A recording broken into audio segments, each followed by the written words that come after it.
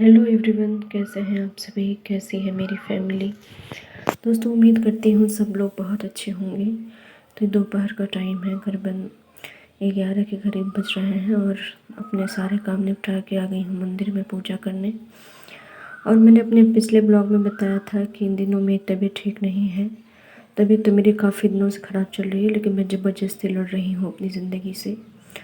मौत और भविष्य और लाइफ का ये मोड़ बहुत कठिन दे रहा है, लेकिन क्या ही कर सकती हूँ।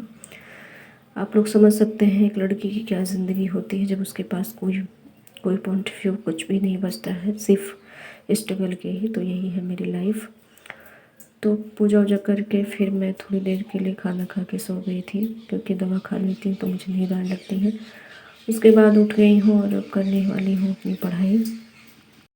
करीबन 3 बज गए थे और इस टाइम चाय का भी टाइम हो गया था। जो हमारे दादा हैं वो सुबह मतलब कि 3 टाइम तो उनकी कंटिन्यू चाय पीना होता है उनको।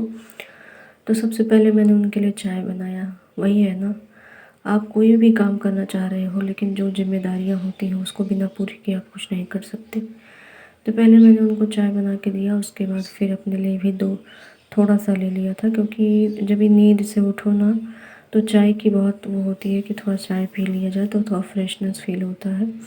सब कहने की बातें हैं, तबीयत अगर सही है तो ही चीज़ें अच्छी लगती हैं। वैसे आप कुछ भी कर लो, कुछ भी अच्छा नहीं लगता।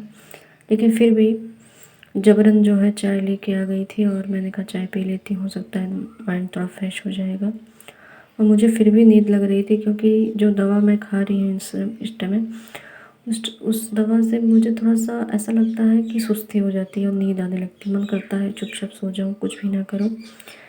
लेकिन दोस्तों, मेरी ज़िंदगी तो वैसे ही सोई है। और यहाँ देख लीजिए, पैर दर्द होने लगा था और मैं अपना टेबल भी नहीं लगा पा रही थी, क्योंकि मैं 2 मिनट के लिए क्या लगाऊं। जब भी मैं पढ़ने बैठती हूँ कोई ना कोई काम आ जाता है, या तो मेरी बॉडी पेन करने लगती है।